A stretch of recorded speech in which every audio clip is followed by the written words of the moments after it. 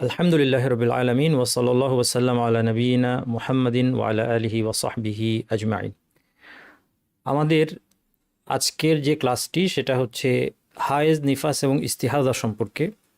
হ্যাঁ, আজকের আলোচনায় আমরা মূল আলোচনায় যাওয়ার আগে আমার টেলিগ্রাম চ্যানেলের লিঙ্ক এবং এখন থেকে এখানেই আমি আমার ইমেলটা দিয়ে রাখবো ইনশাল্লাহ। বইটা যারা হাতে পেয়েছেন, বইয়ে কি লেখা আছে সেগুলো পড়বেন। প্রথমত আজকের আলোচনার যেটা প্রধান টপিক সেটা হচ্ছে যে নারীদের যে রক্তক্ষরণ হয় সেটা কয় ধরনের। একটা হচ্ছে হায়েজ, যেটার বৈশিষ্ট্য হচ্ছে এটা ঘন হয়, কালচে হয় এবং দুর্গন্ধ বিশিষ্ট হয়। যেহেতু আমরা বললাম যে আসলে হায়েজের রক্তটা সেটা রক্তের সাথে যে ইউটেরাসের কিছু লেয়ার এবং সেখানকার টিস্যু ইত্যাদি এগুলো ভেঙে সে রক্তের সাথে বের হয়ে আসে। এটার কম্পোজিশনটা ভিন্ন, এটা কিন্তু পিওর ব্লাড নয়, এটা পিওর রক্ত না। ইস্তিহাদা কাকে বলে? যখন এই হায়েজের রক্ত ছাড়া অন্য কোনো রক্ত, যেটা কোথাও কেটে গেলে আমাদের যেরকম রক্ত বের হয়, শিরার থেকে যে রক্ত প্রবাহিত হয়, সেই রক্তটা যখন লজ্জাস্থান দিয়ে আসে তখন সেটার নাম হচ্ছে ইস্তিহাদা। এটা হচ্ছে পাতলা, লাল এবং গন্ধহীন, অর্থাৎ এটা হচ্ছে আমরা বলতে পারি স্বাভাবিক রক্ত। কিন্তু যেহেতু লজ্জাস্থান দিয়ে আসছে সেই জন্যই এখানে কনফিউশনটা হয়, কারণ লজ্জাস্থান দিয়ে রক্ত নির্গমন হলে সেটা হায়েজ হতে পারে বা হায়েজ হওয়াটাই হচ্ছে সেখানে মূল। আর যদি সেটা চলতেই থাকে তখন নারীরা বুঝতে পারেন যে না, তার মানে এখানে কোনো সমস্যা আছে, অথবা অনেক সময় কালার দেখে বুঝতে পারবেন বা অন্যান্য লক্ষণ দেখে অসময়ে হওয়া, এগুলো এটা যদিও কোনো শিওর লক্ষণ না, যাই হোক যেই লক্ষণগুলো এখানে বৈশিষ্ট্যগুলো দেওয়া আছে, পাতলা, লাল, গন্ধহীন এবং এটা জমাট বাঁধে দ্রুত। হায়েজের রক্তটা দ্রুত জমাট বাঁধে না, এটা এখানে লেখা নাই, বইতে আছে। তাহলে এই দুটা, এটা হচ্ছে ইস্তেহাদার যে ব্লাডটা, এটা হচ্ছে শরীরের স্বাভাবিক রক্ত আমরা বলতে পারি। এবং এটার ক্ষেত্রে হায়েজের কি বিধান সেটা আমরা দেখব। যাদের ইস্তেহাদা আছে, এটা একটা রোগ, এটা যাদের হবে তারা কিভাবে তাদের হায়েজের দিনগুলো কাউন্ট করবে সেটা আমরা আজকে দেখবো ইনশাল্লাহ। নিফাস হচ্ছে বাচ্চা হওয়ার সাথে সংশ্লিষ্ট প্রসবজনিত রক্তক্ষরণ, এবং গর্ভাবস্থার রক্ত, যেটা আমরা একটু আগেই বললাম যে আসলে গর্ভাবস্থার রক্ত হায়েজ নয়। এই রক্তটা যদি বের হয় তাহলে এটাকে ইস্তিহাদার মতোই ট্রিট করতে হবে, সাধারণ রক্তের মতো ট্রিট করতে হবে, হায়েজের রক্ত ধরা হবে না। ফলে হায়েজের কোনো বিধান সেক্ষেত্রে প্রযোজ্য হবে না। এই হচ্ছে আমাদের রক্তের প্রকারভেদ। হায়েজের শুরু, শেষ এবং সময়কাল। হায়েজ শুরু এবং শেষের নির্ধারিত বয়স নেই। কয় বছর বয়সে হায়েজ শুরু হবে বা এর চেয়ে কম বয়সে শুরু হতে পারে না, এরকম কোনো দলিল সহিহ হাদিসের মধ্যে নেই। তেমনি কোন বয়সে গিয়ে হায়েজ শেষ হয়ে যাবে, 50 নাকি 55 নাকি 60, এটাও এই বিষয়েও কোনো বিশুদ্ধ সহি কোনো বর্ণনা নেই। সেই জন্য বুঝতে হবে যে যখনই হায়েজের রক্ত দেখা যাবে তখন থেকেই হায়েজ শুরু, এবং যখনই একজন নারীর মেনোপজ হয়ে যাবে অর্থাৎ হায়েজ বন্ধ হয়ে যাবে তখনই তার সেটা বন্ধ। কোনো একটা বয়সকে ধরে নেওয়ার দরকার নেই, কারণ যখনই কোনো একটা বয়সকে ধরে নেওয়া হবে আবার মাসআলায় জটিলতা আসবে। কীরকম জটিলতা আসবে? ধরা যাক বলা হলো যে 50 বছরের পর, বলা হলো যে 50 বছরের পরে আর হায়েজ হওয়া সম্ভব নয়, তাহলে কি জটিলতা হবে? যদি কারো 50 বছরের পরেও হায়েজ চলে তখন তিনি কি করবেন? তিনি এটাকে ইস্তেহাজা ধরতে হবে। মাসালায় জটিলতা চলে আসবে, তিনি কি করবেন? নামাজ ছাড়বেন কি ছাড়বেন না ইত্যাদি প্রশ্ন আসবে। তো এই জন্য আমরা যখন মূলনীতিটা সেট করে নিব আগে, যে যেহেতু এই বিষয়ে কোনো সহিহ হাদিস পাওয়া যায় না, সেই জন্য হায়েজ শুরু এবং শেষের নির্ধারিত কোনো বয়স নেই, এটাই সঠিক মত ইনশাআল্লাহ। এবং এই বিষয়ে আমার বইতে আমি কতগুলো রেফারেন্স দিয়েছি বইয়ের, এই বইগুলো আপনারা কেউ যদি দিন শিক্ষার্থী থাকেন যারা আরবি পড়তে পারেন, ওই বইগুলোতে পড়বেন, বিস্তারিত গবেষণা। আপনারা কি জানেন একটা এনসাইক্লোপিডিয়ার নাম মাওসুআতু আহকামিত তাহারা?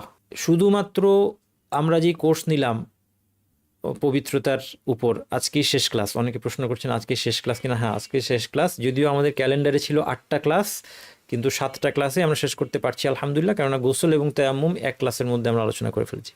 আমরা 7টা ক্লাসে যে আলোচনা কমপ্লিট করছি জনসাধারণের জন্য, মাওসুআতু আহকামিত তাহারা, শুধু পবিত্রতা নিয়ে, নামাজ, সালাত, সওম জাকাত কিচ্ছু না, ব্যবসা বিয়ে শাদী কিচ্ছু না, শুধু পবিত্রতার ফিকহ নিয়ে 13 খণ্ড বই লিখেছেন উনি। 13 খণ্ডের মধ্যে 3 খণ্ডই প্রায় ধরেন 2000 পৃষ্ঠা হচ্ছে এই হায়েজের উপর। তো সেখানে আপনারা এই বইগুলো যদি আপনারা পড়তে পারেন তাহলে আপনারা এই বিস্তারিত যদি জানতে চান, কেউ যে বলা হচ্ছে যে বর্ণনা আপনি বলে দিলেন যে এই সংক্রান্ত বর্ণনা সব দুর্বল, আমি দেখতে চাই, আমি রেফার করব ওই বইটা, তাহলে আপনার যদি সেই ধরনের জ্ঞান অর্জনের আগ্রহ থাকে আপনারা ওই বইটা পড়বেন। মাউসুআতু আহকামিত তাহারা, অর্থ হচ্ছে পবিত্রতার বিধানের এনসাইক্লোপিডিয়া। হায়েজের সর্বনিম্ন সময়কাল নেই, অর্থাৎ হায়েজ কয়দিন হয়, হায়েজ কয়েক মুহূর্ত হতে পারে। এমনও নারী আছে যার হয়তো দিনের মধ্যে আধা ঘন্টা হেভিলি ব্লিডিং হয়ে শেষ হায়েজ, এরকমও থাকতে পারে। কারো 1 দিন 2 দিন হতে পারে, 3 দিন হতে পারে, 6 দিন বা 7 দিন হচ্ছে গড়পড়তা সাধারণত অ্যাভারেজ। এর বেশি হতে পারে 8, 9, 10 দিন হতে পারে, এর কম 3 দিন 4 দিন 5 দিন হতে পারে। তাহলে এটার কোনো সর্বনিম্ন সময়কাল নেই যে এর চেয়ে কম হলে এটা হায়েজ না, এরকম কিছু নেই। যখনই হায়েজের রক্ত দেখা যাবে, যতক্ষণ হায়েজের রক্ত থাকবে ততক্ষণ এই অবস্থাটা হায়েজ। কিভাবে বুঝবো যে হায়েজ শেষ হয়েছে কিনা, এটা পরে স্লাইডে আসছে। হায়েজের সর্বোচ্চ সময় কোনো সহিহ হাদিস কি পাওয়া যায় না, কিন্তু তারপরেও আলেমগণ এই ক্ষেত্রে সর্বোচ্চ সময় নির্ধারণ করার একটা গুরুত্ব দেখতে পেয়েছেন। সেই গুরুত্বটা কি? সেটা হচ্ছে যে সর্বোচ্চ সময় পার হয়ে গেলে এটা ইস্তেহাদা ধরতে হবে। এই জন্য একটা সংখ্যা নির্ধারণ করে থাকা ভালো। কারণ একজন নারী তার হায়েজ কোনো দিন কোনো এক কারণে হঠাৎ করে তার অসুস্থতার কারণে হায়েজ বেড়ে গেল, 10, 12, 14, 15, 16, 17 দিন, 18 দিন চলছে, কখন তিনি সিদ্ধান্ত নেবেন যে না আমার এটা আর হায়েজ হচ্ছে না, এটা অস্বাভাবিক রক্তক্ষরণ, যেটার নাম ইস্তেহাদা। তাকে যদি একটা সংখ্যা দিয়ে দেওয়া না হয় তাহলে মাসালাটা তার জন্য জটিল হয়ে পড়ে। জমহুর প্রায় অধিকাংশ আলেমের মতে হায়েজের সর্বোচ্চ সময়কাল 15 দিন। আমরা আমাদের আলোচনা কোনো নির্দিষ্ট মাযহাব কেন্দ্রিক এখানে আলোচনা করি না, কিন্তু আমাদের আলোচনা আবার মাযহাবের জ্ঞানের বাইরেও না, মানে নিজস্ব কোনো গবেষণা না। গবেষকরা যারা আল ফিকহুল মুকারিন, কম্পারেটিভ ফিকহকে গবেষণার পর্যায়ে উপনীত হয়েছেন, সেই সব গবেষকদের গবেষণার আলোকে যেহেতু আলোচনাগুলো হয়, এই জন্য কোনো নির্দিষ্ট মাযহাবের সাথে সবসময় মিলবে না। তো এই জন্য কোনো মাযহাবের অনুসারী কেউ দুঃখ পাবেন না এটার জন্য। আপনারটা ভুল বলা হচ্ছে না, এখানে আলেমদের গবেষণার আলোকেই একটা সঠিক মতের একটা ধারা অনুসরণ করা হচ্ছে। এই সঠিক মতটা কখনো হানাফি মাযহাবে থাকতে পারে, কখনো মালিকি মাযহাবে থাকতে পারে, কখনো শাফি, কখনো হাম্বলি মাযহাবে থাকতে পারে, সেটা এখানে বিষয় না। এটা আমাদের জ্ঞান অর্জনের সিস্টেম এই 30 কোর্সে, এটা আমি প্রথম লেকচারে এক্সপ্লেন করেছি। আচ্ছা, তো এই জন্য অন্যান্য অন্যান্য মত আছে, কিন্তু বেশিরভাগের মতে 15 দিন। এই জন্য কেউ আপনারা সর্বোচ্চ সময়টা 15 দিন ধরতে পারেন। সেই ক্ষেত্রে 15 দিনের বেশি যদি কারো হায়েজ চলতে থাকে, তিনি ধরবেন যে তার মানে আমার ইস্তেহাজা হচ্ছে, তার মানে এটা আর নর্মাল আমার পিরিয়ড নাই, এখন আমাকে নতুন করে ক্যালকুলেশন করতে হবে। সেটা শিখিয়ে দিব, আমি ক্যালকুলেশনটা শিখিয়ে দিব ইনশাল্লাহ। কারো আরেকটা মত আছে 17 দিন। এই 17 দিনের মতটা, এটা হচ্ছে আলেমদের যত মত আছে হায়েজের সর্বোচ্চ সময়কাল সম্পর্কে, তার মধ্যে এটাই হচ্ছে সর্বোচ্চ। 17 দিন, এর চেয়ে বেশি কেউ বলে নাই। 18 দিন হায়েজ হয়, এটা কেউ বলে নাই। 19 দিন হায়েজ হতে পারে, এটা কেউ বলে নাই। কিন্তু কেউ বলেছে যে এমন নারীদেরকেও পাওয়া গিয়েছে যাদের 17 দিন হায়েজ হয়, তারপরে নর্মালি হায়েজটা বন্ধ হয়ে যায় এবং সে বুঝতে পারেন তিনি যে আমার হায়েজ শেষ হয়ে গেল, আমি 13 দিন পবিত্র থাকতে। এটাও পাওয়া গিয়েছে। যারা 17 দিনকে সাপোর্ট করছেন তাদের যুক্তি হলো যে যেহেতু এরকম এম্পিরিক্যাল ডাটা আছে, এম্পিরিক্যাল তথ্য আছে আমাদের কাছে, অর্থাৎ ডেটা আছে যে কারো 17 দিন হায়েজ হয়েছে, এবং আলেমদের যতগুলি মত আছে তার মধ্যে এটাই যেহেতু সর্বোচ্চ, এবং তারা বলছেন যে মেডিকেল সায়েন্সও এটাকে সাপোর্ট করে। মেডিকেল সায়েন্স কিভাবে এটাকে সাপোর্ট করে আমি এর ভিতরে গভীরে যেতে পারিনি, আমার জ্ঞান সেই পর্যন্ত নাই। আমি শুধু তাদের ক্লেইমটা বলছি। তারা দাবি করছেন যে মেডিকেল সায়েন্সও এটাকে সাপোর্ট করছে, কিন্তু কীভাবে সাপোর্ট করছে এটা জানতে হবে। এই যুক্তিতে তারা বলছেন যে 17 দিন হচ্ছে গিয়ে হায়েজের সর্বোচ্চ সময়কাল ধরবে। আপনারা দুইটার একটা ধরতে পারেন নিজেদের সমস্যা সমাধানের জন্য, 15 দিনকে ধরতে পারেন, যেহেতু যুগে যুগে বেশিরভাগ আলেমরাই এটাকে বলেছেন। আর যদি কারো ইস্তেহাজার ক্ষেত্রে অনেকেরই যেটা হয় যে আসলে কন্টিনিউয়াস রক্ত যেতেই থাকে সব সময়, সেক্ষেত্রে তো আর কোনো কনফিউশন নাই, তিনি নিশ্চিত যে তার এটা একটা রোগ, এবং তখন ইস্তিহাদার ক্ষেত্রে করণীয় কি সেটা তাকে জানতে হবে। তাইলে হায়েজের স্বাভাবিক অবস্থা থেকে তখন তাকে ইস্তিহাদার বিধানে সুইচ করতে হবে। এই জিনিসটা বোঝার জন্য তিনি কি করবেন, তিনি দেখবেন যে 15 দিনের বেশি হচ্ছে কিনা, অথবা 17 দিনের বেশি, যেটাই তিনি নেন, অথবা কন্টিনিউয়াস হচ্ছে কি। কন্টিনিউয়াস হলে তো বিষয়টা একদম ক্লিয়ার যে কখনোই বন্ধ হয় না, তখন তিনি ইস্তেহাজার মোডে সুইচ করতে হবে। এবং কি করণীয় ইস্তেহাজার ক্ষেত্রে এটা জানতে হবে। আমার এই লেকচারের মধ্যে যদি মুসলিম উম্মার কল্যাণ থাকে, আল্লাহ যেন এটা মানুষের কাছে পৌঁছে দেন, এবং আমাদের মা বোনেরা যেন জ্ঞানের ভিত্তিতে সিদ্ধান্ত নিজেরাই নিতে পারেন, এটা আমার আশা এবং আল্লাহর কাছে আমার দোয়া। আচ্ছা, এরপর হায়েজের রক্ত নির্গমনের সময় থেকেই হায়েজ শুরু হয়। হায়েজ কখন শুরু হলো, কোন মুহূর্তে? অনেকের হায়েজ শুরুর আগে বিভিন্ন লক্ষণ প্রকাশ পায়, ব্যথা হয়, অথবা অন্যান্য লক্ষণ থাকতে পারে। এগুলো কোনোটাই হায়েজের শুরু নয়। হায়েজের শুরুটা হবে ব্লাডটা দেখার পর থেকে, ব্লাডটা বের হওয়ার পর থেকে, এটা মনে রাখবেন। ব্লাড বের হওয়ার আগে 2 দিন ধরে কারো যদি ব্যথা হয়, সেই 2 দিনকে তিনি হায়েজ ধরবেন না, তাকে নামাজ পড়তে হবে। হ্যাঁ, যখন ব্লাডটা অ্যাকচুয়ালি বের হলো তখন থেকে তার হায়েজটা শুরু হবে, এটা মনে রাখতে হবে। তাহলে এই হায়েজের শুরু শেষ সময়কাল নিয়ে আমাদের সিম্পল 4টা মাসালা, এখানে কোনো জটিলতা ইনশাল্লাহ নাই। হায়েজ অবস্থায় নিষিদ্ধ কাজ, হায়েজ অবস্থায় নিষিদ্ধ কাজগুলো হচ্ছে এই 6টা কাজ। 1 নম্বর হচ্ছে সালাত। হায়েজ অবস্থায় সালাত নিষিদ্ধ, এতে কোনো সন্দেহ নাই। আল্লাহ রাসূল সাল্লাল্লাহু আলাইহি ওয়াসাল্লাম বলেছেন, ইযা আকবালাতিল হাইদাতু ফাদাইস সালাতা, যখন হায়েজ শুরু হবে তখন তোমরা নামাজ পরিত্যাগ করো, এবং রোজাও হবে না। পার্থক্য হচ্ছে রোজাটা কাজা করতে হবে, পরবর্তীতে কাজা আদায় করতে হবে, সালাত কাজা আদায় করবে না। এই জন্য আয়েশা রাদিয়াল্লাহু আনহাকে একজন মহিলা জিজ্ঞেস করলো যে মা বালুল হাইদি ইয়াকদি আস-সাওম ওয়া লা ইয়াকদি আস-সালাহ, হায়েজের ঋতুবতী নারীর ব্যাপারটা কি, যে সে কেন রোজা কাজা করে কিন্তু সালাতের কাজা করতে হয় না, কেন, কারণটা কি? সাহাবীদের আন্ডারস্ট্যান্ডিং হলো স্ট্রেট ফরওয়ার্ড ছিল। সাহাবীরা এটাই বুঝেছেন দিনকে, যে এটা আল্লাহর আদেশ, এটা আমাকে করতে হবে, আমার বোঝার দরকার নেই কেন কি। তখন আয়েশা রাদিয়াল্লাহু আনহা তাকে জিজ্ঞেস করলেন, হারুরিয়াতুন আনতি, তুমি কি হারুরিয়া? হারুরিয়া হচ্ছে খারেজিদেরকে তখন হারুরিয়া বলা হতো, কারণ খারেজিরা তারা সাহাবীদের যে আন্ডারস্ট্যান্ডিং ছিল কোরআন হাদিসের, সেটার বাইরে গিয়ে নিজেদের মতো করে কোরআন থেকে তারা দলিল দিত। তারা কোরআন জানতো, কোরআন থেকে দলিল দিত, যেটার সাথে সাহাবীদের কোনো কানেকশন নাই। সাহাবী তাবে সালাফদের, আমাদের পূর্ববর্তী আলেমদের কথার সাথে কোনো কানেকশন নেই, নিজের মতো করে একটা নতুন কিছু আবিষ্কার করতে চায়। এরকম ছিল খারেজিদের ব্যাপারগুলো, এরকম ছিল। আয়েশা রাদিয়াল্লাহু আনহা তাকে বললেন যে তুমি কি হারুরিয়া? তখন তিনি বললেন যে না, আমি হারুরিয়া না, আমি জানতে চাচ্ছি। আয়েশা রাদিয়াল্লাহু আনহা তাকে সুন্দর একটা সিম্পল আনসার দিলেন। তিনি বললেন যে কানাত ইহদানা তাহিদু আলা আহদি রাসূলিল্লাহি সাল্লাল্লাহু আলাইহি ওয়াসাল্লাম সুম্মা লা তু'মারু বিকাদাইন, যে এটার কারণ কি? এটার কারণ হচ্ছে আমাদের হায়েজ হইতো, রাসূলুল্লাহ সাল্লাল্লাহু আলাইহি ওয়াসাল্লামের যুগে আমাদেরও হায়েজ হইতো, আমাদেরকে কাজা আদায় করতে বলা হয় নাই। উত্তর সহজ, আল্লাহ আমাদেরকে বলেন না, এই জন্য আমরা করি না। হ্যাঁ, সহজ উত্তর। এই সহজ উত্তরটা আমি মনে করি সবাইকে এই সহজ উত্তরটা দেওয়া উচিত।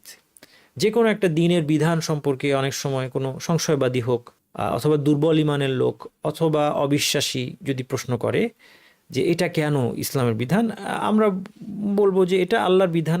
আল্লাহ আমাদেরকে পরীক্ষা করতে চান যে আমরা তার আদেশ মানি কি না, এটাই মূল কারণ। হ্যাঁ, এটা যে আল্লাহর বিধান, এটা কোরআন এবং হাদিস যে আল্লাহর কাছ থেকে এসেছে, এটার সপক্ষে প্রমাণ দেওয়া যেতে পারে, কিন্তু এটার সপক্ষে প্রমাণ দেওয়ার পরে ভিতরের বিধানগুলো নিয়ে প্রশ্ন করার কিছু নয়। যদি কারণটা যদি আল্লাহর বিধানই হয়, এটার উদ্দেশ্য মানুষকে পরীক্ষা করা, তিনি আমাদেরকে পরীক্ষা করছেন। তাহলে মোট কথা এইটা হচ্ছে সালাত এবং সাওমের মধ্যে পার্থক্য। এখানে কিছু মাসালা আছে, এই মাসালাগুলো আমি একটু মুখে বলছি, আপনারা বইতেও পাবেন। একটা হচ্ছে যে ওয়াক্ত হওয়ার পর সালাত আদায়ের পূর্বে যদি হায়েজ শুরু হয় কি হবে? ধরা যাক কারো জোহরের সালাতের ওয়াক্ত হয়েছে, 1 ঘন্টা চলে গেল, তিনি সালাত আদায় করেন নাই, এই সময় হায়েজ শুরু হয়ে গেল, তাহলে কি তার এই নামাজটার কাজা করতে হবে কিনা পরবর্তীতে? এটা কাজা করার পক্ষে একটা মত আছে, তবে শক্তিশালী মত হচ্ছে ইনশাল্লাহ যে তাকে কাজা করতে হবে না। কেন কাজা করতে হবে না? তার কারণ হচ্ছে যে যদি এই বিষয়টা তো নারীদের খুব ঘন ঘনই হয়, যদি এই ক্ষেত্রে এই নামাজটা যেই ওয়াক্তে হায়াত শুরু হয়েছে সেই ওয়াক্তে নামাজটা পড়া হয় নাই, সেটাকে কাজা করতে হবে। যদি এমন হতো তাহলে রাসূলুল্লাহ সাল্লাল্লাহু আলাইহি ওয়াসাল্লাম এটা বলে দিতেন, কিন্তু তিনি যেহেতু বলেন না, এই জন্য ধরে নিতে হবে যে ওই ওয়াক্তের সালাতটা আর কাজা করতে হবে না। তবে যদি কোনো নারী অতিরিক্ত বিলম্ব করেন, ওয়াক্ত হয়ে গিয়েছে, নামাজ পড়লেন না, একদম নামাজ শেষ এমন একটা অবস্থায় নিয়ে গিয়েছেন তিনি নামাজকে যে সালাত আদায়ের জন্য আর প্রয়োজনীয় যথেষ্ট সময় নাই, এই অবস্থায় হায়াত শুরু হয়েছে, তাহলে তো কি ব্যাপারটা, যে এমনিতেই তিনি এমন একটা বিলম্ব করেছেন যে এতটা বিলম্ব করা তার অনুমতি ছিল না। ওয়াক্ত হওয়ার পরে একজন নারীর সালাতকে বিলম্ব করার অনুমতি আছে, তিনি বিলম্ব করতে পারেন, কিন্তু এতটা বিলম্ব করতে পারবেন না যে সময় একদমই শেষ হয়ে গিয়েছে আর নামাজ আদায় করার মতো যথেষ্ট কোনো সময়ই নাই। তাহলে যেহেতু এই পর্যন্ত বিলম্বিত করলে তিনি একটা খারাপ কাজ করলেন, অবহেলা করলেন, এবং এই অবস্থায় তার হায়াত শুরু হয়ে গেল, এই জন্য তিনি নামাজ পড়তে পারেন না, এই ক্ষেত্রে নামাজটা কাজা করে নেওয়া নিরাপদ, নতুবা তাকে কাজা করতে হবে না। যেই ওয়াক্তে হায়াত বন্ধ হবে সেই ওয়াক্তে যদি 1 রাকাত নামাজ পড়ার সময় থাকে তাহলে সেই নামাজটাকে পড়তে হবে অথবা কাজা করতে হবে, অর্থাৎ পবিত্র হয়ে অথবা তায়াম্মুম করে, সেটা যদি না হয় পরবর্তীতে পবিত্র হয়ে তাকে কাজা আদায় করতে হবে।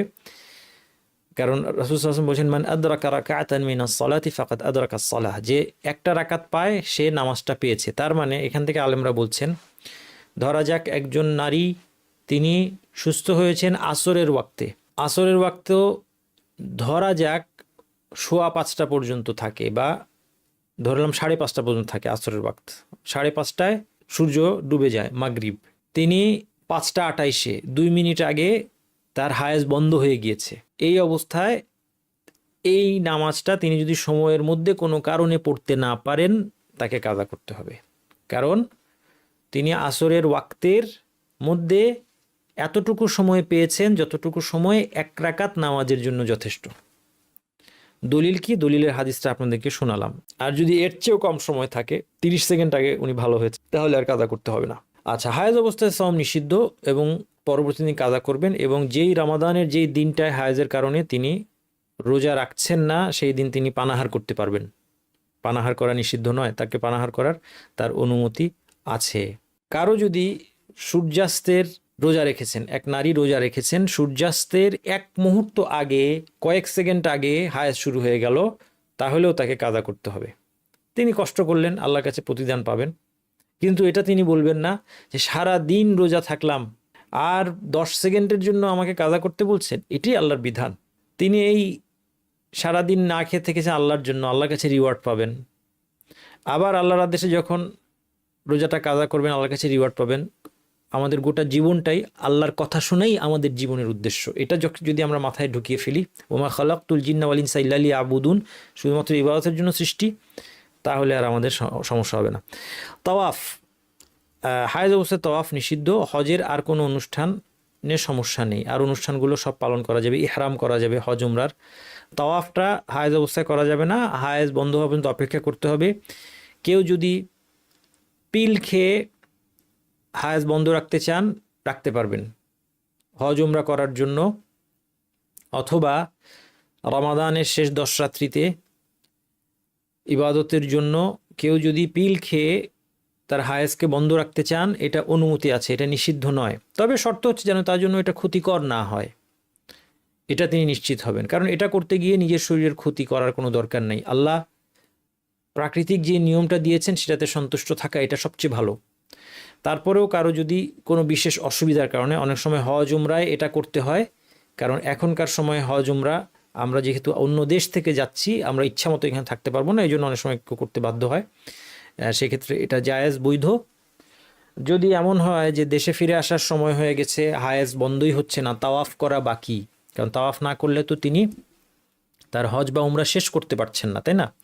এরকম অবস্থা যদি হয়, এক্সট্রিম অবস্থা, এবং পিল খেয়ে বা অন্য কোনোভাবে কোনো ইঞ্জেকশন নিয়ে বা কিছুভাবে কোনো কিছু করে ডাক্তারি পদ্ধতিতে হায়েজ বন্ধ করারও কোনো উপায় নেই, বা করতে গেলে ক্ষতির সম্ভাবনা, দেশে ফিরতেই হবে, টিকিট পেছানো যাবে না কোনো কারণে, অথবা তার সাথে যিনি আছেন তার স্বামী অথবা বাবা যারাই আছেন পুরুষরা, তাদের পক্ষে অপেক্ষা করা সম্ভব না, দেশে ফিরে আসতেই হবে, টিকিট পেছানো যাবেই না, হায়েজ বন্ধ হচ্ছেই না, ডাক্তারি কোনো ব্যবস্থাও নেই। এই অবস্থায় তিনি ডায়াপার জাতীয় কিছু পরে তাওয়াফ করে নিলে তাওয়াফ এই অবস্থায় হয়ে যাবে। এটা বিশেষ জরুরি অবস্থা, হ্যাঁ, এটার কোনো সাধারণ ফতোয়া নয়, বিশেষ জরুরি অবস্থায় এর পক্ষে বড় বড় আলেমদের ফতোয়া আছে, সৌদি আলেমরাই এই ফতোয়া দিয়েছেন। অতএব এটা বিশেষ অবস্থার জন্য। সাধারণ অবস্থায় নিয়ম হচ্ছে তাকে অপেক্ষা করতে হবে, হায়েজ থামলে পবিত্র হয়ে তিনি তাওয়াফ করবেন। হায়েজ অবস্থায় কোরআন স্পর্শ করা নিষেধ, এটা আপনারা জানেন। অজু ছাড়াই নিষেধ, হায়েজ অবস্থায় তো অবশ্যই নিষেধ স্পর্শ করা। বিশেষভাবে বিশেষত মুসহাফের যেখানে আয়াতগুলো আরবিতে লেখা আছে সেটা। এই জন্য যদি মোবাইল থেকে কেউ পড়তে পারেন, আমরা আগে দীর্ঘ আলোচনা করেছি যে মোবাইলের অ্যাপ থেকে কেউ কোরআন পড়তে পারবেন হায়েজ অবস্থায়, স্পর্শও করতে পারবেন স্ক্রিনের উপর দিয়ে, কারণ উপরের যে মোবাইল উপর স্ক্রিনটা, এটা কোরআনের লেখনির থেকে একটা আবরণের মতো, এখানে টাচ করলে কোনো অসুবিধা নেই। আর আমাদের যদি সেটা না, মোবাইল থেকে না, মুসহাফ থেকে পড়তে চান, কোরআন থেকে পড়তে চান, তাহলে গ্লাভস পরে নেবেন, গ্লাভস পরে নিয়ে সেখান থেকে পড়তে পারবেন। হায়েজ অবস্থায় সহবাস নিষিদ্ধ, তবে সহবাস ছাড়া স্বামী স্ত্রী অন্যভাবে একে অপরকে স্পর্শ করতে পারেন। হ্যাঁ, আল্লাহ রাসূল বলছেন ইসনাউ কুল্লা শাইইন ইল্লা নিকাহ, সঙ্গম ছাড়া যে কোনো কিছু করতে পারো স্ত্রীর সাথে। এরপরেও উত্তম হচ্ছে নাভি থেকে হাঁটু পরিহার করা। রাসূল সাল্লাল্লাহু আলাইহি ওয়াসাল্লামের হাদিসের মধ্যে পাওয়া যায়, তিনি হায়েজ অবস্থায় কোনো স্ত্রীর সঙ্গ চাইলে তিনি তাকে বলতেন একটা ইজার পরে নিতে। ইজার হচ্ছে নিচের অংশে যেটা মেয়েরা পরে, নাভি থেকে হাঁটু এই জায়গাটা ঢাকা থাকতেন, অ্যাভয়েড করতেন। কিন্তু এটা বাধ্যতামূলক নয়, কেউ যদি নিরাপদ বোধ করে নিজেকে, তাহলে যে কোনোভাবে সে সঙ্গম ছাড়া যে কোনোভাবে সে স্ত্রীর সাথে সম্পর্ক স্থাপন করতে পারবে। এবং হায়েজ অবস্থায় তালাক দেওয়া নিষেধ, হায়েজ অবস্থায় তালাক দেওয়া নিষেধ। এই প্রসঙ্গে বলা যায় যে ইসলামের তালাক এর বিধান যদি আপনি দেখেন, এখানে কিছু রেস্ট্রিকশন আছে। এটা এমন একটা জিনিস যেটা সুচিন্তিতভাবে করার জিনিস, রাগের মাথায় দেওয়ার জিনিস না। কিন্তু আমাদের মাথায় কোনো না কোনোভাবে আমাদের প্রথা, আমাদের কালচার আমাদের মাথায় একটা জিনিস ঢুকিয়ে দিয়েছে, সেটা হলো রেগে বেশি রেগে গেলে তালাক বলে ফেলতে হবে, তালাক দিয়ে ফেলতে হবে। এটা হচ্ছে রাগের মাথায় করার জিনিস, এটা আমাদের মাথায় সেট হয়ে গিয়েছে। ইসলামে তালাকের বিধানটা ছিল উল্টা, হায়েজ অবস্থায় দিতে পারবেন না। আপনাকে একজন ব্যক্তি তার স্ত্রীকে তালাক দিতে হবে নির্দিষ্ট একটা অবস্থা, সেটা কি হায়েজ থেকে পবিত্র হওয়ার পর, তার সাথে মিলিত হওয়ার আগে। তার মানে তাকে আগে থেকে প্ল্যান করতে হবে। তো সেই জন্য হায়েজ অবস্থায় তালাক নিষেধ। কিন্তু দ্বিতীয় কথা, এটা ভালো করে শুনবেন, যদি কেউ তালাক দেয় তালাক হয়ে যাবে। আচ্ছা, এরপরে আমাদের মাথায় আরেকটা জিনিস ঢুকছে, এটা হচ্ছে 3 তালাক দিয়ে ফেলা একসাথে। যদি এত রাগ উঠেই যায় যে তালাকই দিতে হবে, 1 তালাক দিলে ফিরে আসার সুযোগ আছে, কিন্তু একসাথে 3 তালাক দিয়ে ফেললে এই নারী তার জন্য আর বৈধ হবে না, হাত্তা তানকিহা যাওজান গায়রাহ, যতক্ষণ না আরেকজন পুরুষের সাথে তার বিয়ে হবে। হিল্লা বিয়ে না, স্বাভাবিক বিয়ে। হিল্লা বিয়ে যেটা, এটা আরেক ধরনের ব্যভিচার। আমার দেশে বা অনেক জায়গায় আছে যে আরেকজন নামে মাত্র একটা কাগজে কলমে বিয়ে করে, শুধুমাত্র, মানে এটা নোংরা একটা জিনিস। আপনি চিন্তা করে দেখেন এটা কিভাবে একটা মানুষ, কোনো পক্ষই, হ্যাঁ, কিভাবে এটার মধ্যে যায়। এটার ব্যাপারে কঠিন সতর্কবাণী আছে হাদিসের মধ্যে। সেটা কি, যে একজন শুধু কাগজে কলমে একটা নামে মাত্র বিয়ে, ঠিক আছে, তারপর তার উদ্দেশ্য হচ্ছে যদি শুধু একবার মিলিত হবে, তারপরে তালাক দিয়ে দিবে যেন প্রথম স্বামীর কাছে আবার ফিরে যেতে পারে।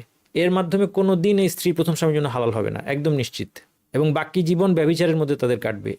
সুতরাং সাবধান। আচ্ছা, এই সব কিছু অ্যাভয়েড করা যেত কিভাবে? একসাথে 3 তালাক না দিলে। 3 তালাক দেওয়া একসাথে সিস্টেম না, একটা তালাক দিবে। একটা তালাক দেওয়ার পর এখন তার জন্য সালাসাতু কুরু, 3টা হায়েজ হওয়া পর্যন্ত তার টাইম আছে চিন্তা ভাবনা করার। 1 তালাক দিয়ে ফেলছে মানেই তো বউকে চলে যেতে হবে তা না। নিয়ম হচ্ছে বউ বরং স্বামীর ঘরেই থাকবে, তখন সে তালাকের যে ইদ্দতটা পালন করবে সেটা স্বামীর ঘরে পালন করবে। 3টা হায়েজ তার হইতে হবে। এই যে 3টা হায়েজ তার হবে, সেই 3টা হায়েজের সময়টা অনেক লম্বা সময়, প্রায় 3 মাস। এই দীর্ঘ সময় সে পাচ্ছে স্বামী পুরো বিষয়টাকে আবার রিভিউ করার জন্য। স্বামী স্ত্রী দুজনেই সময় পাচ্ছে যে আচ্ছা, কী কারণে আমরা এই পর্যায়ে চলে গেলাম, আসলে কি সেটা কোনো জরুরি বিষয় নাকি তুচ্ছ বিষয়। এটা যদি তুচ্ছ বিষয় হয়, নিজের মধ্যে মিলমিশ করে নিই, তাহলে কিছুই করতে হবে না, স্বামী শুধু স্ত্রীকে ফিরিয়ে নিবে বাস। এই সময়ের মধ্যে মুরাজা করবে, সাক্ষী রাখবে, বলবে যে আমি স্ত্রীকে ফিরিয়ে নিয়েছি, ব্যাস হয়ে গেল সমাধান, কোনো জটিলতার মধ্যে যেতে হচ্ছে না। কিন্তু একসাথে 3 তালাক, যাই হোক, হায়েজ অবস্থায় তালাক দেওয়া নিষেধ। এবং কিন্তু কেউ যদি দিয়ে ফেলে তার এই তালাকটা হয়ে যাবে, 1 তালাক দিয়ে ফেললে 1 তালাক হয়ে যাবে। হায়েজ থেকে পবিত্রতার লক্ষণ অত্যন্ত গুরুত্বপূর্ণ মাসালা। কিভাবে বুঝবে হায়েজ থেকে পবিত্র হয়েছে? 2টা লক্ষণ আছে। একটা হচ্ছে এক ধরনের সাদা তরল দেখা যায়। সাধারণত এখনকার দিনে নারীরা টিস্যু দিয়ে চেক করেন, সেই টিস্যুর মধ্যে যদি সম্পূর্ণ হোয়াইট, সাদা অথবা কালারলেস আসে, হাদিসের মধ্যে আয়েশা রাদিয়াল্লাহু আনহা তিনি এটাকে বলেছেন আল কাসসাহ। তার ভাষাটা আপনাদেরকে বলছি। তিনি বলছেন, ইদা রাআতিল মারআতুদ দামা ফালতুমসিক আনিস সালাতি হাত্তা তারাহু আবয়াদ কাল কাসসাহ। যখন কোনো নারী রক্ত দেখবে তখন সে নামাজ থেকে বিরত হবে। রক্ত শুরু হয়ে গেছে, হায়েজের রক্ত, ফ্লোটা কখনো হেভি কখনো লাইট থাকতে পারে, কিন্তু রক্ত ফ্লো করছে, এটাই হায়েজ। ফালতুমসিক আনিস সালাহ, এখন সালাত বন্ধ করবে। হাত্তা তারাহু আবিয়াদ, যতক্ষণ না সে হোয়াইট দেখতে পায়। কাল কাসসাহ, কিসের মতো? পলেস্তারার মতো, মানে প্লাস্টারের মতো সাদা, বুঝাচ্ছেন তিনি যে সাদা রং দেখবে। আচ্ছা, তাহলে এটা হচ্ছে, এটাকে বলা হয় কাসসাতুল বাইদা, সাদা একটা তরল আসে নারীদের। হায়েজ বন্ধ হয়ে যাওয়ার লক্ষণ। হায়েজ বন্ধ হয়ে যাওয়ার পরে লজ্জাস্থানে টিস্যু ব্যবহার করলে সেখানে সাদা রঙের তরল পাওয়া যাবে, অথবা কালারলেস তরল পাওয়া যাবে, সেখানে কোনো লাল হলুদ কিচ্ছু থাকবে না। এটা পাওয়া মানে তিনি পবিত্র।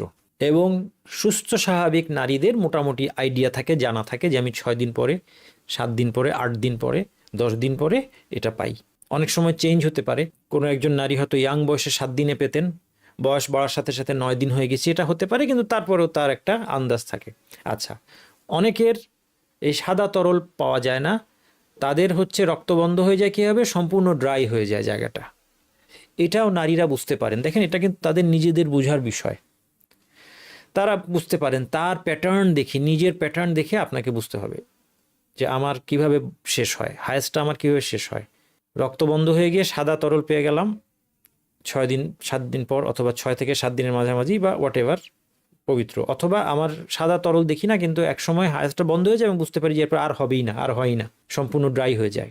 আচ্ছা, এখন এই 2টার একটা লক্ষণ যদি পাওয়া যায় তাহলে তিনি নিজেকে পবিত্র গণ্য করবেন। আচ্ছা, এই শুষ্কতা যদি কোনো নারী, সাদা তরল আসলে তো এটা ক্লিয়ার, ঝামেলা নাই, কিন্তু শুষ্কতার ক্ষেত্রে একটা ব্যাপার আছে যে অনেক সময় কোনো নারী তার হায়েজের সময়টা সম্পর্কে একটা আন্দাজ আছে যে আমার সাধারণত 8 দিন হয়, ধরে নেন 5 দিন পরে হঠাৎ কিছুক্ষণ শুকনা হয়ে গেল, যেটা স্বাভাবিক না। এই অবস্থায় তিনি কি করবেন? তিনি কি এখনই গোসল করে পবিত্র হয়ে যেতে হবে, তার নামাজ পড়তে হবে? না। এই ক্ষেত্রে আলেমরা বলেছেন, যেহেতু তার স্বাভাবিক যে নিয়মটা আছে, অভ্যাসটা আছে, সেই অভ্যাসের বাইরে গিয়ে হঠাৎ সে একটা শুষ্কতা দেখেছেন তিনি, এটা একটা কি হতে পারে? এটা একটা সাময়িক শুষ্কতা হতে পারে। 1 ঘন্টা পরে আবার ব্লিডিং হবে, হতে পারে 5 ঘন্টা পরে আবার ব্লিডিং হবে, কারণ সাধারণত 8 দিন হতো, 5 দিন পরে কেন শুকনা? এই ক্ষেত্রে আলেমগণ বলেছেন 1 দিন অপেক্ষা করবে, এবং 24 ঘন্টায় যদি সে শুকনা থাকে তাহলে সে নিশ্চিত হবে যে আসলে হায়েজ বন্ধ হয়েছে, এখন সে পবিত্র। এবং তাহলে 2টা লক্ষণ, সাদা তরল অথবা পবিত্র, অথবা শুষ্কতা। সাদা তরল অথবা শুষ্কতার দ্বারা যখন তিনি ডিসাইড করলেন যে আমি পবিত্র হয়ে গিয়েছি কারণ আমার সাদা তরল দেখা গেল, অথবা আমার শুকনো চলে আসছে, সেই শুকনাটা হতে পারে যে স্বাভাবিক সময়ের পরে, আমার একজনের সবসময় 7 দিন হয়, 7 দিনের পরেই শুকনা হয়ে যায়, সেটাই তিনি পেয়েছেন, সাথে সাথে তিনি ধরে ফেলতে পারেন কারণ এটা তার স্বাভাবিক। কারো ক্ষেত্রে হতে পারে যে না, সাধারণত 8 দিন হয়, 5 দিনের মাথায়, 6 দিনের মাথায় শুকনা হয়েছে, তার একটু সন্দেহ লাগলো, কি করবে? 1 দিন অপেক্ষা করবে। 1 দিন যদি পার হয়ে যায় তখন তিনি নিজেকে শুষ্ক ধরবেন, যেই পবিত্র ধরবেন, যেই মুহূর্তে তিনি নিজেকে পবিত্র ধরলেন, এরপরে আবার যদি কোনো কালার দেখা যায়, এটা হায়েজ নয়, বাস নতুন সাইকেল আসা পর্যন্ত আর কোনো হায়েজ নিয়ে টেনশন নাই, চিন্তা নাই। যে সাদা তরল দেখা গেল অথবা শুষ্কতা পেয়েছেন, এবং যেই নিয়ম বললাম সেই নিয়মে, এবং তিনি ডিসাইড করলেন যে হ্যাঁ আমি পবিত্র হয়ে গেছি, এখন তিনি গোসল করে নিয়ে তার সব কিছু কিন্তু বৈধ। এরপর একটু পরে আবার কোনো কারণে দেখলেন তিনি যে একটু কালার দেখা যাচ্ছে, এটাকে বলা হয় কুদরা ওয়া সুফরা, একটু লালচে রং অথবা খয়েরি রং অথবা গোলাপি রং অথবা হলুদ রং, ঘোলাটে রং, তিনি এটাকে হায়েজ ধরবেন না, কারণ তিনি পবিত্র হয়ে গিয়েছেন। পবিত্র হওয়ার ডিসিশন নেওয়ার পর থেকে তিনি নিজেকে পবিত্র ধরবেন, আবার নতুন হায়েজ শুরু হওয়ার আগ পর্যন্ত। এই মাসালাটা তাহলে ময়লা নিঃসরণ, এটার নাম আমরা দিচ্ছি, এটাকে বলা হয় কুদরা ওয়াস সুফরা আরবিতে। ময়লা নিঃসরণ, ময়লা বলতে এটার রং লাল, খয়েরি, ঘোলাটে, হলদেটে ইত্যাদি কালার হতে পারে। হায়েজ চলাকালীন সময়ের মধ্যে যদি এই নিঃসরণ পাওয়া যায় তাহলে সেটা অবশ্যই হায়েজ চলাকালীন সময় কীরকম, ধরা যাক একজন হায়েজ শুরু হলো প্রথমে হেভি ফ্লো, এবং সাধারণত তার অভ্যাস জানা আছে 7-8 দিন হবে। 3 দিন পরে এটা একদম ফ্লোটা কমে গিয়ে ময়লা পানির মতো আসছে, তাহলে এই জায়গাটা কোনটা, এটা এখন তিনি হায়েজের মধ্যে আছেন, কারণ তার হায়েজটা নর্মালি তার আইডিয়া আছে যে 7-8 দিন হায়েজ হয়, তাহলে হায়েজের মাঝখানে তিনি আছেন।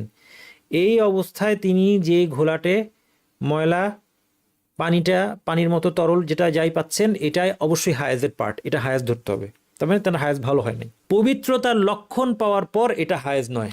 পবিত্রতার লক্ষণ পাওয়ার পর 7 দিন পর সাদা তরল পাওয়া গেল, অথবা শুষ্কতার কারণে তার অভ্যাস হচ্ছে শুষ্ক হয়ে যাওয়া, অথবা তার অভ্যাস না কিন্তু একদিন যাবৎ শুষ্ক, তাহলে ধরলেন যে হ্যাঁ ঠিক আছে আমি পবিত্র হয়েছি। এই অবস্থায় তার কয়েক ঘন্টা পরই আবার কি আসলো, এই ময়লা নিঃসরণ আসলো, তাহলে এটা হায়েজ নয়। এটা হচ্ছে 2 নম্বর পয়েন্ট। এটা কোন পয়েন্ট বললাম? 2 নম্বর পয়েন্ট বললাম। আমার মাউসের সাইজটা একটু বড় করি। হ্যাঁ, 1 নম্বর পয়েন্ট, হায়েজ চলাকালীন যদি এই ময়লা নিঃসরণ দেখা যায় হায়েজের মধ্যে, এটা হায়েজ শেষ, পবিত্রতার লক্ষণ পাওয়া গেছে। পবিত্র লক্ষণ কি? দুইটার একটা, হয় সাদা তরল অথবা শুষ্কতা, তার মানে তিনি পবিত্র হয়ে গেছেন। এখন যদি আবার এটা পাওয়া যায় তাহলে এটাকে হায়েজ ধরবে না। এটার জন্য অজু করতে হবে, কারণ কিছু একটা বের হয়েছে লজ্জাস্থান থেকে, আর আমরা বলেছি লজ্জাস্থান থেকে কিছু বের হলেই অজুটা রিপিট করতে হবে, কিন্তু এটা হায়েজ নয়। আচ্ছা, এরপর নতুন হায়েজের সময় চলে আসলো। ধরা যাক একটা আন্দাজ আছে, প্রত্যেকের একটা আন্দাজ আছে, যারা সুস্থ স্বাভাবিক তাদের আন্দাজ আছে যে আমার ধরা যাক 8 দিন হায়েজ হয়, তারপরে 16 দিন আমি ভালো থাকি। এটা হচ্ছে তার সাইকেল। কয় দিনের সাইকেল? 24 দিনের সাইকেল। এটা বোঝাটাও কিন্তু ইম্পর্টেন্ট, একজন নারীর জন্য এটা বোঝাটাও ইম্পর্টেন্ট। আচ্ছা, 24 দিনের সাইকেল, 8 দিন তার হায়েজ হয়, 15-16 দিন তিনি ভালো থাকেন, ধরে নেন, মানে 7-8 দিন হায়েজ হয়, 15-16 দিন ভালো থাকেন। তাহলে এই 15-16 দিনের মাঝখানে ভালো হয়ে যাওয়ার পরে 15-16 দিনের মধ্যে তার এই নিঃসরণ আসলে এটা হায়েজ না, কোনো সন্দেহ নেই। আচ্ছা, যদি শেষের দিকে গিয়ে এই নিঃসরণটা আসে, যে নতুন হায়েজ শুরুর সময় চলে এসেছে কাছে, নতুন সাইকেলের কাছাকাছি সময়ে গিয়ে যদি ময়লা নিঃসরণ হয়, সেটাও হায়েজ নয়। তাহলে হায়েজ শুরুর সময়ের খানিক আগে ময়লা নিঃসরণ হয়, তাহলে এটা হায়েজ নয়। কেন? তার কারণ হচ্ছে হায়েজ হচ্ছে ফ্লোয়ের নাম, এবং এর একটা নির্দিষ্ট রং বৈশিষ্ট্য আছে। ঘন কালচে রক্ত ফ্লো করবে, স্পষ্টত শুরু হবে।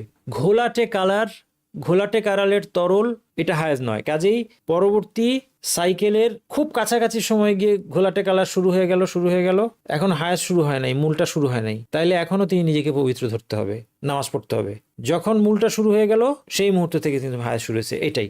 তবে একটা তবে আছে, এটা হচ্ছে কি, যে কোনো আলেম বলেছেন যে যদি এটা তার নিয়মিত অভ্যাস হয়। কিরকম নিয়মিত অভ্যাস? যে প্রত্যেক সাইকেলের শুরুতেই তার হায়েজ ভালো মতো শুরুর ধরেন 6 ঘন্টা আগে, অর্ধবেলা আগে বা কয়েক ঘন্টা আগে ময়লা নিঃসরণ তিনি দেখতে পান সবসময় নিয়মিত, সেই ক্ষেত্রে কোনো আলেম বলেছেন যে এটাকেই সে হায়েজ ধরবে। তখন সেই ক্ষেত্রে এটাকে হায়েজ ধরতে পারেন, এবং এটার মধ্যে খুব জটিলতা নাই। কেন? কারণ এটা অল্প সময় ধরে হবে, বেশি না, বেশি হলে ধরবেন না। কেউ যদি বলে, ধরা যাক যে আমার মূল হায়েজ শুরুর আগে 3 দিন ধরে আমার ময়লা তরল আসে, তাইলে এই 3 দিন কিচ্ছু না, এই 3 দিন তিনি সুস্থ নামাজ পড়বেন। কিন্তু কেউ যদি বলে যে আমার মূল হায়েজ শুরুর 6 ঘন্টা আগের থেকে অথবা অর্ধবেলা আগের থেকে আমার ময়লা পানি আসতে থাকে, এবং এটা সবসময়ই হয়, প্রতিবারে হয়, তাহলে তিনি এই ময়লা পানিটাকেই হায়েজ ধরতে পারেন, কারণ এটা হায়েজের সাথে একদম কানেক্টেড। আশা করি বুঝাইতে পেরেছি। প্রয়োজনে আমার কথাগুলো আবার শুনবেন, বইটা পড়বেন। এই গেল আমাদের কুদরা ওয়াস সুফরা, অর্থাৎ ময়লা নিঃসরণের বিধান। ইস্তেহাজায় আক্রান্ত নারীর হায়েজ গণনার পদ্ধতি। এইবার একজন নারীর ইস্তেহাজা হচ্ছে, ইস্তেহাজা বলতে কি, যে সবসময়ই তার রক্ত যেতে থাকে কোনো একটা ক্ষতের কারণে, অথবা 15 দিনের বেশি হায়েজ হচ্ছে। স্টেপ বাই স্টেপ যেতে হবে। 1 নম্বর স্টেপ, এখানে এই যে 5টা জিনিসের মধ্যে 3টা স্টেপ আর এই 2টা মাসআলা, এই 3টা স্টেপ হচ্ছে মূল। হয় তার পূর্বের অভ্যাস আছে, সেই অভ্যাসের অনুসরণ করতে হবে। ধরা যাক উদাহরণ, একজন নারীর হায়েজ হয় 8 দিন, 8 দিনের পরে তিনি ভালো থাকেন 16 দিন, এটা ছিল নর্মাল। এরপর ইস্তেহাজা শুরু হয়েছে, তাহলে তিনি ইস্তেহাজা শুরু হয়েছে মানে কি এখন 15 দিনের বেশি রক্তক্ষরণ হচ্ছে, তাহলে তিনি এই প্রথম 8 দিনকে, যেহেতু তার আগের অভ্যাস জানা আছে, তার আগের একটা অভ্যাস ছিল, ওটা জানা আছে, তার মনে আছে 8 দিন হায়াজ হতো, 16 দিন পবিত্র থাকতেন, 24 দিনের সাইকেল জানা আছে, তিনি জাস্ট 24 দিনের সাইকেল অনুসরণ করতে থাকবেন। রক্ত যেমনই হোক যাই হোক, যেহেতু কন্টিনিউয়াস রক্ত, এর মধ্যে প্রথম 8 দিনকে তিনি ধরবেন যেটা তার হায়াজ হচ্ছে, তখন নামাজ পড়বেন না। 8 দিন শেষ হয়ে গেলে এখনও কি হচ্ছে, রক্ত যাচ্ছে, তিনি ধরবেন রক্ত গেলেও আমি পবিত্র, গোসল করে নেবেন, যেটা হায়াজ শেষের গোসল। তারপরে তিনি সালাত আদায় করবেন, রোজা রাখবেন, স্বামীর সাথে দাম্পত্য সম্পর্ক তার জন্য বৈধ হবে রক্ত থাকা সত্ত্বেও। কারণ এই বাকি 16 দিন, এই উদাহরণে বাকি 16 দিন রক্ত থাকলেও তিনি নিজেকে পবিত্র গণ্য করবেন। 16 দিন শেষ হয়ে গেছে, আবার তিনি ধরবেন যে এখন 8 দিন আমার হায়াজ চলতেছে। এটা হচ্ছে প্রথম কেস। এটা কার জন্য? যার পূর্বের অভ্যাস জানা আছে, সেই অভ্যাস যেমনই হোক। কারো হতে পারে যে 7 দিন হায়াজ চলতো, 22 দিন পবিত্র থাকতেন, মোটামুটি আন্দাজ, অথবা 20 দিন, একটা আন্দাজ করে নেন, ধরে নেন, মানে 20-22 দিন, 20-21 দিন ধরে নেবেন। এখানে আপনার ইজতিহাদের সুযোগ আছে। হ্যাঁ, কেউ যদি বলে যে আমার কখনো 21 কখনো 22, কোনো একটা ধরেন, যেটা বেশিরভাগ হয় এটা ধরেন, বা নিজের একটা বুদ্ধি খাটিয়ে ধরেন যে কখনো 20 কখনো 21 দিন হয়, আচ্ছা আমি 20 দিন ধরলাম। সাইকেল কি ছিল, 6 দিন বা 7 দিন থাকতো, আচ্ছা ঠিক আছে আমি 6 দিন ধরলাম, 6 দিন ধরলাম, ওখানে তাহলে 20 না ধরে 21 ধরি, আচ্ছা 21 ধরলাম। যে ধরে ফেলার পরে এখন তাহলে কন্টিনিউয়াস রক্ত আসছে, আমি প্রথম 6 দিনকে ধরবো হায়েজ, 6 দিনকে হায়েজ ধরবেন, 21 দিনকে পবিত্রতা ধরবেন। এটা হচ্ছে যেহেতু আগে অভ্যাস ছিল। আচ্ছা, যদি আগের অভ্যাস না থাকে, অথবা ভুলে গিয়ে থাকে, অথবা নাই অভ্যাস, যেমন কারো কোনো মেয়ে তার রক্ত মানে হায়েজ শুরু থেকেই কন্টিনিউয়াস, শুরু থেকেই ইস্তেহাজা, হায়েজ যে শুরু হয়েছে আর বন্ধ হচ্ছে না, তাহলে তার পূর্বের কোনো অভ্যাস নাই। অথবা কারো ছিল কিন্তু সে ভুলেই গেছে, মনে করতে পারছে না যে কয়দিন হয়তো হায়েজ, হতে পারে মনে করতে পারছে না, তখন তিনি কি করবেন? লক্ষণ দেখে পার্থক্য নির্ণয় করার চেষ্টা করবেন। লক্ষণ কি? যদি বোঝা যায়, যেহেতু আমরা বলেছি যে হায়েজের রক্তটা ঘন, কালচে, দুর্গন্ধওয়ালা, আর স্বাভাবিক রক্তটা লাল, একটু ব্রাইট কালার ইত্যাদি, এগুলো দেখে যদি বুঝতে পারি যে আচ্ছা আমার রক্তটার ধরন দেখে আমি বুঝতে পারছি যে একরকম রক্ত থাকে 7 দিন, 7 দিনের পরে রক্তটা চেঞ্জ হয়, 9 দিন একরকম রক্ত থাকে, 9 দিনের পরে চেঞ্জ হয়ে যায়, স্পষ্টত বুঝতে পারছি, তাহলে তিনি এইভাবেই ডিসাইড করবেন। এটাও সহজ। তিনি দেখবেন যে এই কালচে রক্তটা কয়দিন যায়, 9 দিন।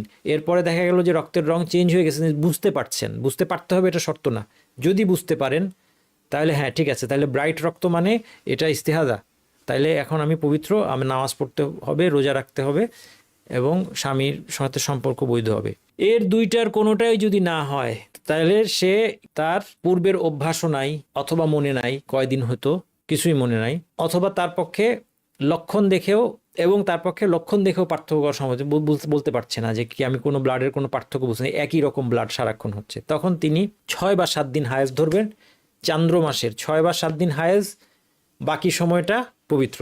চান্দ্র মাস, হ্যাঁ, চান্দ্র মাসের হিসাব কিন্তু ইবাদতের মধ্যে সবসময় লাগবে। 6 না 7, 6 বা 7 দিন, 6 না 7, এটা আলেমরা বিভিন্ন ফর্মুলা আছে, আলেমরা কেউ বলেছেন যে মা খালাদের মধ্যে বেশিরভাগের কয়দিন হয়, 6 দিন না 7 দিন, এটা দেখবে। অথবা তার সিমিলার বয়সের কোনো আত্মীয়া, বোন কাছাকাছি বয়সের, অথবা খালাতো বোন অথবা চাচাতো বোন একই বয়স, কাছাকাছি বয়স, তার কয়দিন হয়, 6 দিন না 7 দিন, এই দুইটার একটা নিবে, 6 বা 7। যদি ডিসাইড করতে না পারে যে না 6-7 কিছু বুঝতে পারতেছে না, তাহলে 6 দিন ধরবে, কারণ 6 দিন নিশ্চিত। হ্যাঁ, রাসূল সাল্লাল্লাহু আলাইহি ওয়াসাল্লাম দুইটা কথা বলেছেন, 6 এবং 7 দিন দুইটা উল্লেখ করেছেন হাদিসে, তাইলে 6 দিন যেহেতু নিশ্চিত, ডিসাইড করতে পারছে না সপ্তম দিনটাকে ধরবে কিনা বাদ, 6 দিন ধরবে হায়েজ, চান্দ্র মাসের 29 অথবা 30 দিন চান্দ্র মাস, বাকি দিনগুলিকে ধরবে পবিত্র। আচ্ছা, এটা হচ্ছে থার্ড কেস, যার কোনো অভ্যাসও ছিল না এবং রক্তের পার্থক্য করতে পারছে না। চক্রের শুরু ভুলে গেলে অনুমান করার চেষ্টা করবে, চক্রটা কখন শুরু হতো, ভুলে গেলে যে মাসের কয় তারিখ, কোন তারিখে শুরু হতো, লাস্ট কোন তারিখে শুরু হয়েছিল, মনে করতে পারছে না। অনুমান যদি করতে পারে, অনুমান করে ধরে নিবে যে এই তারিখ থেকে আমি ধরলাম আমার হায়েজ শুরু, তাহলে হবে, অসুবিধা নাই, আল্লাহ সহজ করে দিয়েছেন। অনুমান করবে যে মনে হয় আমার সাইকেলটা শুরু হওয়ার কথা এত তারিখে, তাহলে এত তারিখে আমি শুরুটা ধরবো। আচ্ছা, সম্ভব না হলে চান্দ্র মাসের শুরুকে ধরবে। এটা যদি সম্ভব না হয় যে সব কনফিউজ করে ফেলছি, সব কনফিউজ করে ফেললো, ধরেন সব কনফিউজ করে ফেলছি কীভাবে, কোনো আগের অভ্যাস নাই, কিচ্ছু নাই, বা মনে নাই, মাসের কোন সময় শুরু হইতো এটাও মনে নাই, অনুমান করতে বলছে, অনুমানও করতে পারছে না, ওকে ফাইন। এখন কি মাস? ধরেন রজব মাস, তাইলে আমি রজব মাসের কোনো একটা তারিখ অথবা মাসের শুরু, প্রত্যেক মাসের শুরু থেকে রজব মাস যখন শুরু হয় তার থেকে প্রথম 7 দিন রজবের 7 তারিখ পর্যন্ত আমি ধরবো হায়েজ, শাবান শুরু হওয়া পর্যন্ত আমি নিজেকে পবিত্র ধরবো। আবার শাবানের 1 তারিখটা আমাকে খেয়াল রাখতে হবে, রজব মাসের পরে শাবান মাসের 1 তারিখে খেয়াল রাখতে হবে। এখনকার যুগে এটা তো আপনার মোবাইলের মধ্যে ক্লিক করে আপনি আরবি মাস পেয়ে যাচ্ছেন, আল্লাহ সহজ করে দিয়েছেন। এইভাবে করে আপনার যার ইস্তেহাজা হচ্ছে, কন্টিনিউয়াস রক্ত যাচ্ছে বা 15 দিনের বেশি রক্ত যাচ্ছে, তাকে তার হায়েজ এবং কোন সময়টা হায়েজ এবং কোন সময়টা তিনি পবিত্র, এটা তার একটা ফর্মুলা নিজের জন্য ঠিক করে নিতে হবে। তারপরে এই সাইকেলে তার জীবন চলবে, কোনো অসুবিধা নাই। আশা করি আমি আপনাকে সিস্টেম বোঝাতে পারলাম। ইস্তেহাজা আক্রান্ত নারীর করণীয় কি? যে কয়দিন হায়েজ ধরেছে তাতে হায়েজের বিধান অনুসরণ করবে, অর্থাৎ নামাজ রোজা আদায় করবে না, স্বামী সহবাস করবে না ইত্যাদি। বাকি দিনগুলিতে সুস্থতার বিধান অনুসরণ করবে, তাহলে সব কিছু তার জন্য বৈধ হবে। সালাতের ক্ষেত্রে এইবার আসেন যে তার তো কন্টিনিউয়াস রক্ত যায়, তাহলে নামাজ কীভাবে পড়বে? নামাজের ক্ষেত্রে ক্রমাগত নির্গমনের বিধান অনুসরণ করবে। এটা আমরা আগে আলোচনা করেছি। যে কারো ক্রমাগত নির্গমনের ক্ষেত্রে কি, ইস্তেহাজার ক্ষেত্রেই বলি, যে নারীর ক্রমাগত লজ্জাস্থান থেকে রক্ত যাচ্ছে, তিনি সালাতের জন্য লজ্জাস্থান ধুয়ে পরিষ্কার করে নিয়ে ডায়াপার, প্যাড ইত্যাদি এগুলো পরে নেবেন, যেন রক্তটা বেশি মাখামাখি না হয়। যতটা সম্ভব তিনি রক্তটাকে কন্টেইন করার চেষ্টা করবেন। তারপরে অজু করে এখন তিনি নামাজ পড়তে পারবেন। এই রক্তের কারণে তার আর অজু ভাঙবে না। অন্য কিছু হলে অজু ভাঙবে, বায়ু নির্গত হলে, টয়লেটে গেলে অজু ভাঙবে, কিন্তু এই রক্তটা যে যাচ্ছে এটার জন্য আর অজু ভাঙবে না। তিনি এটা দিয়ে নামাজ পড়তে পারবেন কয় ওয়াক্ত, যত খুশি। আলেমদের মধ্যে একটা মত আছে, প্রত্যেক ওয়াক্তের জন্য একবার নতুন করে অজু করতে হবে, এই মতটা আছে। কিন্তু হাদিসের গবেষণায় দেখা যায় যে এই যে বক্তব্যটা রাসূল সাল্লাল্লাহু আলাইহি ওয়াসাল্লাম বক্তব্য হিসেবে বর্ণিত আছে, সুম্মা তাওয়াদ্দাই লিকুল্লি সালাতিন, প্রত্যেক নামাজের জন্য অজু করো। হাদিসের গবেষণায় দেখা যায় এই কথাটা রাসূলুল্লাহ সাল্লাল্লাহু আলাইহি ওয়াসাল্লামের কথা নয়, এটা হিশাম বিন উরওয়া, একজন রাবী, তার কথা। অর্থাৎ তিনি এটাকে পছন্দ করেছেন, এই জন্য বলেছেন। কাজেই এটা যেহেতু রাসূল সাল্লাল্লাহু আলাইহি ওয়াসাল্লামের কথা নয়, এই ক্ষেত্রে ইনশাআল্লাহ সঠিক মত হচ্ছে প্রত্যেক ওয়াক্তের জন্য অজু করার দরকার নাই। এরপর কেউ যদি করতে চায় ভালো, কোনো অসুবিধা নেই। ওই মতটা যদি ফলো করতে চান সেটাও করতে পারেন, সেটার পক্ষে বড় আমাদের মত আছে এবং সেটা সেফ। কিন্তু শরীয়তের প্রিন্সিপালের সাথে বেশি মেলে কোনটা, যে প্রত্যেক ওয়াক্তে উজু করতে হবে না। কেন বলছি? কারণ সুস্থ মানুষ, তাকে যদি প্রত্যেক ওয়াক্তে উজু করতে না হয়, তাই অসুস্থ মানুষ সে সিম্প্যাথি পাওয়ার আরও বেশি যোগ্য। তাই শরীয়ত কি তার প্রতি সিম্প্যাথেটিক হবে না? কাজেই আশা করি এটাই সঠিক যে তাকে প্রত্যেক ওয়াক্তের জন্য উজু করতে হবে না, যেহেতু রাসূলুল্লাহ সাল্লাল্লাহু আলাইহি ওয়াসাল্লামের হাদিস হিসেবে এটা সাব্যস্ত। এই বাক্যটা সাব্যস্ত হয় নাই, পুরো হাদিস ঠিক আছে, কিন্তু হাদিসের মধ্যে একটা বাক্য, এটাকে হাদিসের পরিভাষায় বলা হয় মুদ্রাজ, এটাকে হাদিসের পরিভাষায় মুদ্রাজ বলে, অর্থাৎ একটা বাক্য একজন বর্ণনাকারীর থেকে ঢুকে গিয়েছে। তাহলে এভাবে তিনি নামাজ পড়বেন। যে প্যাড বা ডায়াপার তিনি পড়েছেন সেটা যদি বেশি ভরে যায়, তখন তিনি সেটা চেঞ্জ করে নেবেন। সেটা ভরে গিয়ে বাইরে চলে আসছে, তখন সেটা চেঞ্জ করে নেবেন। কারো যদি এত অস্বাভাবিক রক্তপাত হয়, আমি একজনের কথা শুনেছি, এই জন্য বলছি, যে সিম্পলি তার কোনো কিছু দিয়ে এটা কন্টেইন করা যায় না, তার এই রক্তের কারণে সব কিছু সারাক্ষণ ভরে যায়, এমনকি গাড়িতে বসলেও তাকে হয়তো কিছু বিছিয়ে বসতে হয়। এই ধরনের একটা কেস আমাকে প্রশ্ন করা হয়েছিল খুব বেশি পরিমাণে। এবং রাসূলুল্লাহ সাল্লাল্লাহু আলাইহি ওয়াসাল্লামের যুগে একজন নারী ছিলেন, তার এরকম রক্তপাত হতো, তার নিচে গামলা রাখতে হতো। এরকম ক্ষেত্রে ওগুলো নিয়ে দুশ্চিন্তা দরকার নাই যে আমি প্যাড কত ঘন ঘন চেঞ্জ করব, হ্যাঁ, অথবা ডায়াপার কত ঘন ঘন চেঞ্জ করবো, আর চিন্তার দরকার নাই। ফাত্তাকুল্লাহ মাসতাতাতুম, আল্লাহকে যতটা পারো তোমরা ভয় করো। যদি সম্ভবই না হয় নাপাকি থেকে বেঁচে থাকা, কোনো অসুবিধা নেই, ওই অবস্থাতেই কিন্তু নামাজ পড়তে হবে, ওই অবস্থাতেই নামাজ পড়বে। এবং মনে রাখবেন, যাদের এই মুসিবতগুলো, এটাকে নেগেটিভলি নেবেন না। এর বিনিময়ে আপনার ধৈর্য ধরার কারণে আপনি কমপ্লেন করবেন না আল্লাহর বিরুদ্ধে, এটাই আপনার পরীক্ষা। এই ধৈর্য ধরার বিনিময়ে শুধু আপনি এখন আফসোস করছেন যে কেন আমার এইভাবে রক্ত যায়, হতে পারে এটার বিনিময়ে আল্লাহ আপনাকে জান্নাত দিবেন, কারণ এই মুসিবতে আপনি ধৈর্য ধারণ করেছেন। এটার সবটাই কিন্তু আপনার জন্য রিওয়ার্ডের কারণ। এটা যার কন্টিনিউয়াস রক্তক্ষরণ হচ্ছে, অবশ্যই তার কষ্ট দেখে আমাদের সবাই আমরা বিচলিত হব, কষ্ট হয় আমাদের। কিন্তু একটা জিনিস দেখেন, আসলে তার কন্টিনিউয়াস সওয়াবের একটা দরজা আল্লাহ খুলে দিয়েছেন। কিভাবে?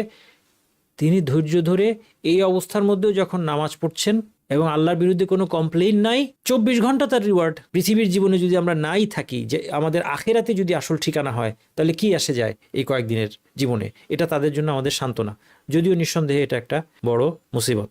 সর্বশেষ আমাদের আলোচনা হচ্ছে নিফাসের মাসালা খুব সহজ। সন্তান প্রসবের সাথে যে রক্ত নির্গত হয় এটাই হচ্ছে নিফাস। নিফাস আর হায়েজের বিধানগুলো একই।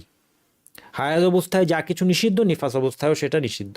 প্রসবের 2-1 দিন আগের রক্তের সাথে প্রসব বেদনা থাকলে সেটাও নিফাস হবে। কারো লেবার পেন হলো, এর 2-1 দিনের মধ্যে তার কি হয়ে গেল, রক্তক্ষরণ শুরু হয়ে গেল, মানে বাচ্চা হয়ে গেল, নিফাস শুরু হয়ে গেল।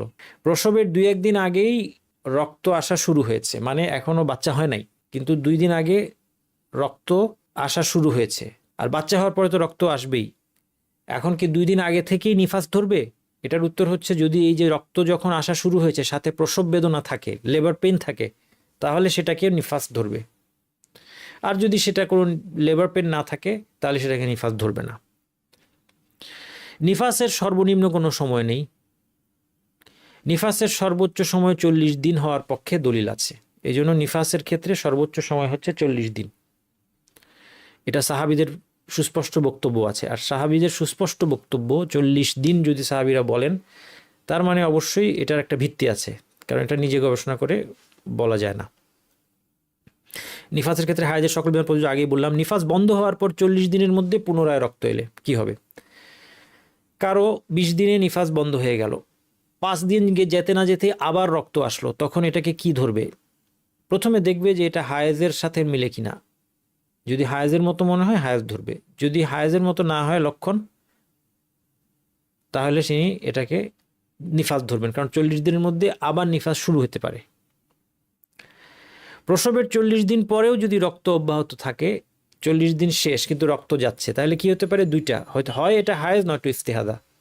তাহলে 40 দিন শেষ, তারপরে হায়েজ হতে পারে। আবার রক্ত যাচ্ছে মানে নিফাস শেষ, কিন্তু সাথে সাথে হায়েজ শুরু হয়েছে, কারণ হায়েজের সময়ের সাথে মিলে গেল, অথবা হায়েজের রক্তের লক্ষণের সাথে মিলে গেল, তাহলে হায়েজ ধরবে এটাকে। যদি সেটা না হয় তাহলে সেটাকে ইস্তেহাদা ধরবে। সেই ক্ষেত্রে ইস্তেহাদা ধরলে 40 দিন পরে গোসল করে নামাজ পড়বে, রোজা রাখবে, স্বামী সম্পর্ক বৈধ হবে। গর্ভপাত অথবা ডিএনসির ফলেও যে নির্গত রক্ত সেটাও নিফাস। যার গর্ভে বাচ্চা আছে তার যদি মিসক্যারেজ হয়, অথবা ভেতরে আল্লাহ মাফ করুন বাচ্চাটা আর বেঁচে নাই, ডিএনসি মেডিকেল একটা প্রক্রিয়া, এই প্রক্রিয়ার মাধ্যমে তার জরায়ু ক্লিন করা হলো, ভিতরে যা ছিল বের করে আনা হয়েছে, সেই ক্ষেত্রেও যে রক্তটা এরপর লজ্জাস্থান দিয়ে আসে এটাকে নিফাস ধরতে হবে। আলহামদুলিল্লাহ, আমাদের আলোচনা এতটুকুই। আমরা যে জ্ঞান অর্জন করলাম আল্লাহ যেন আমাদের থেকে কবুল করেন। আমরা এই আলোচনার মধ্যে যে ভুল কথাগুলো আমার মুখ দিয়ে বের হয়েছে, এটা আমার এবং শয়তানের পক্ষ থেকে এসেছে, আর যা কিছু ঠিক সেটা আল্লাহ তাআলার তৌফিক। আল্লাহ যেন ভুলটাকে ক্ষমা করে দেন। আমরা যেই সমস্ত মাসালা শিখলাম, এর মধ্যে যে সমস্ত বিষয়ে আমরা ভুলের উপর আছি, আমরা যেই মাসালাগুলো সঠিক জেনে আমরা শেখার চেষ্টা করেছি কিন্তু হয়তো এটা সঠিক নয়, আল্লাহ যেন আমাদেরকে সঠিকটা জানার তৌফিক দেন, আমাদের ভুলকে সংশোধন করে দেন, এবং সঠিক মাসালার উপর আমাদেরকে আমল করার তৌফিক দান করেন। আল্লাহ যেন আমাদের এই প্রচেষ্টাকে কবুল করেন। আল্লাহ যেন আমাদেরকে দিন শিক্ষার্থীদের কাতারে কবুল করেন, তাদের কাতারে আল্লাহ যেন আমাদের কবুল করেন যারা জেনে বুঝে জ্ঞানের ভিত্তিতে দিন পালন করে। আল্লাহ যেন আমাদেরকে তাদের অন্তর্ভুক্ত করেন যাদের সম্পর্কে রাসূলুল্লাহ সাল্লাল্লাহু আলাইহি ওয়াসাল্লাম বলেছেন, মাই ইউরিদিল্লাহু বিহি খায়রান ইউফাক্কিহু ফিদ্দিন। আল্লাহ যার কল্যাণ চান তাকে দ্বীনের জ্ঞান দান করেন। আমাদের কোনো কথায় কারো প্রতি কোনো অসম্মান অমর্যাদা হয়ে থাকলে, সেটা আপনাদের অংশগ্রহণকারীরা হোক, বা কোনো কথায় যদি মনে হয় যে কোনো আলেমের প্রতি, কোনো মাযহাবের প্রতি, কারো প্রতি কোনো ধরনের বিদ্বেষপূর্ণ নেগেটিভ কথা বলা হয়েছে, সেটার জন্য আমরা ক্ষমা প্রার্থী আল্লাহর কাছে এবং মানুষের কাছে। যারা কষ্ট পেয়েছেন কোনো কথায় তাদের কাছে ক্ষমা প্রার্থী। আমার ওয়াসিয়ত থাকবে নিজের প্রতি এবং আপনাদের প্রতি সবসময় আল্লাহকে ভয় করার, এবং যে জ্ঞান আপনারা অর্জন করলেন এটাকে আয়ত্তে রাখবেন। আমরা সবাই, আমাদের উচিত এটাকে আয়ত্তে রাখা, এটাকে ভুলে না যাওয়া, এটার উপর আমল করা, এবং সাধ্যমতো পরিচিত অথবা আমার অধীনে যারা আছে তাদেরকে এই জিনিসগুলো শেখানো, যেন আমাদের এ থেকে কিছু সওয়াব কিয়ামত পর্যন্ত জারি থাকে। সুবহানাকাল্লাহু ওয়া বিহামদিকা আশহাদু আল্লা ইলাহা ইল্লা আনতা আস্তাগফিরুকা ওয়া আতুবু ইলাইক। আসসালামু আলাইকুম ওয়া রাহমাতুল্লাহি ওয়া বারাকাতুহু।